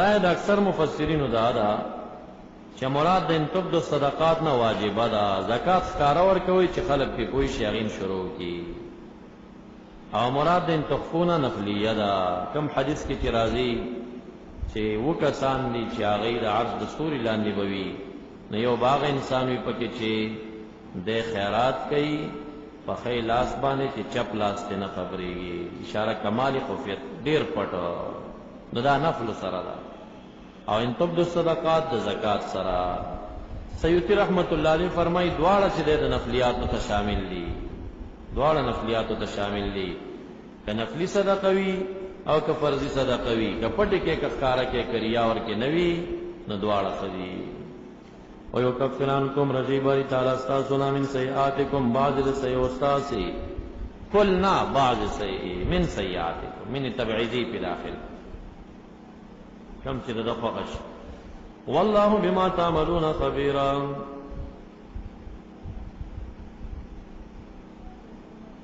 ليس عليك هداهم ولكن الله يهدي من يشاء اسماء بنت ابي بکر د نبی علیہ السلام خینا د عائشہ بی خور د رسول الله مبارک نه تاسو کا چې بعض مشرکین دي زمونږ دین ته نه دراغلي خپلوان او رشتہ دار زمونږ دي هغه باندې خیرات کو اجر بوي کنه بوي نو نفلی صدقه خو کافر باندې کې دي شي ایمان او فقر د فرضي او د واجب صدقې د شرایطو نه دي نفلی خیرات چې یې څه خیرات وي کافرم خولې شي مالدارم خولې شي نو نفلی سره دا ولګي ليس عليك هداهم نشتبت نه پتا باندې هدایت دداین ولكن الله يهدي من يشاء چې په هدایت نه دي مشرکین دي انفاق تاسو کوي وما تنفقوا من خيرنا فلانفسكم اغا نفع د ځان تاسو لپاره دا وما تنفقون نفدا او تاسو به انفاق نه کوئ الا ابتغاء وجه الله مگر د پاره طلب د رضا د باری تعالی وما تنفقوا من خير اغا چې تاسو نفقه کوئ د سمالنا من خیر معنا من مال یوفى الیکم پورا بدر کول شي تاسو ته ثواب داغه ثواب ذالک وانتم لا تظلمون للفقراء الذين مصرف خای دا صدقات چا د پاره دي للفقراء الفقراء وهغه کسان نه پر احسروا فی سبیل الله سیوطی رحمت الله علیه دا شواهد پیش کړي ښا چې دلته تر صدقونه چې واجب اخلي نورستو آیت کې دا راځي چې څوک په هدایت نه دی هدایت د خدای تعالی سره تاسو به منفاق کوئ تاسو به اجر ملاويږي نو زکات خو سړی کافر ته نشي ورکولای هغه په مصرف کې خو ایمان شرط دی نو ځکه وی چې دا د نفلی سره لګي دویم دلیل دا پیش کړي للفقراء دا صدقات د فقراو د پاره دي دا مراد زکات شي کنه نو زکات خو واجب فقراو ته نه دی اخو عام دی دغه لپاره خاطه مصارف بیان شوی دي للفقراء الذين دا صدقات چې کوم دي د فقراو هغه کسان نه پر وخرو چې بن کړی شوی فی سبیل الله نفسونه په لار د خدای تعالی کې چې جهاد دې محبوس وي د کار کولونه. نو مراد د احصار فی سبیل الله نه په قول راجح سره مجاهدین دي. کسهم کورونو کې پیسې لري خدا فقرا دي، دوی چې کوم دی مزدوري ته اوزګار نه دي، نه دا صدقات دوی ته ورکوي. او یا مراد د دینه طالبان دي. من خرج فی طلب العلم فهو فی سبیل الله حدیث شریف دی. نو څوک چې علم پسې رالل هغه مزدوري ته نه جوړیږي. نو دغه کلی کې څومره مالدار دی خو په دبانې زکات هم کیږي او په دبانې دا نقلی صدقه هم کیږي. که زکات ته واخلم فقیر ته ورکول شي. لا یستطيعون چې طاقت نه لري ضربن سیرن د سفر فی الارض پزمکه کې تجارت د تجارت د سفرونو طاقت نه وي، لکه جهاد کې محبوس دی، په علم کې محبوس دی. یحسبهم الجاهل ګمان کوي په دې باندې جاهل او ناخبره. جاهل نه مراد ناخبره په حال د دې باندې ګمان کوي. اغنیا ادمالدار ولې په ګمان کې من التعفف دا من اجلی دی ښا من اجلیه دی دا چې ګمان کوي نه خبره په حال د دې باندې په دې باندې د مالدار من التعفف د وجد تجملنا. تعفف ځان په عافیت کې ګڼل او ځان بچ ساتل د سوال نه. من التعفف من التجمل وعدم السؤال د نه سوال د وجنا د تجمل د وجنا. د دومره په تجمل کې ویرا طالب او مجاهد چې د باندې ګمان د چا راځي چې دا به غریب وي. یقینا د طالبان مجاهدین وی داسي ډیر به غریب وي، په جب کې به سپږی لنګيږي، خو د لباس د زلفي د قصا په داسې شکل کې وي ته وای دا د ارباب زوی دی.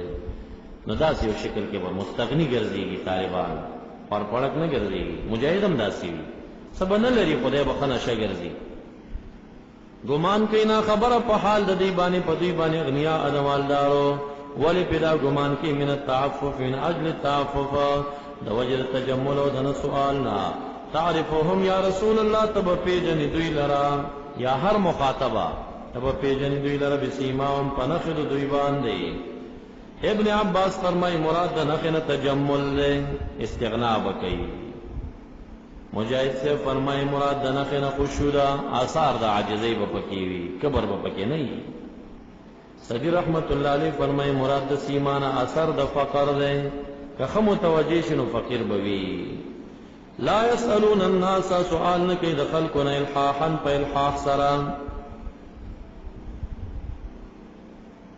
یعنی الحاح یو چا پسې کېدلو ته ویل شي چې ورپسې شي. بعضې سوالګر سړي ته ولاړي ګاډي کې ناست او دا شیشه درته ټکوي او د نزینه دا الحاح دی. سوال نه کوي د خلقونه الحاحا په الحاح سره، یعنی په حال کون د دې کې دی چې کوم دی تنګون کې د غیر نوي څوک تنګي نه په سوال باندې. نو معنا دا شوه چې لم یکن منهم سؤال فیکون الحاحا والحافا. اچانه سوال نه کوي پاتې لادا چې مفضی شي تنګولو د خلکو لرا. سوال نه کوي د خلکو نه په الحاح سره، دا معنا باندې کې چې تنګولو باندې سوال نه کوي بغیر د تنګولو یې کوي، یعنی سوال نه کوي بالکل پاتې لادا چې مفضی شي الحاح لرا. وما تنفقوا من خيرنا هغه چې تاسو خیراتوي د سمالنا، تاسو خیراتوي د سمالنا.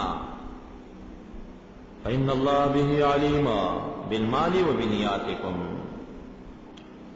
الذين ينفقون أموالهم بالليل والنهار سرا وعلانية. نازل دے په صفت د علی المرتضی او د ابوبکر صدیق صاحب کې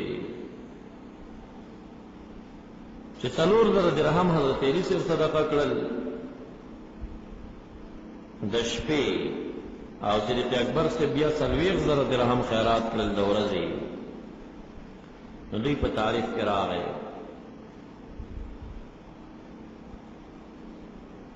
الذين ينفقون اموالهم آکسان چې خیراتی مالونه خپل باللیل والنهار د شپې او د ورځې سرن په پټه او علانین په ښکارا فلهم أجرهم عند ربهم ولا خوف عليهم ولا هم يحزنون. دا صفت شو بشارت باندې دا باب خلاص شو او د دې جناب په تدریم باب د څلورمې حصے شروع کیږي. سبحانك اللهم وبحمدك أشهد أن لا إله إلا أنت أستغفرك وأتوب إليك. اللهم صل على محمد وعلى آل محمد كما صليت على إبراهيم وعلى آل إبراهيم إنك حميد مجيد. اللهم بارك على محمد وعلى آل محمد كما باركت على إبراهيم وعلى آل إبراهيم إنك حميد مجيد.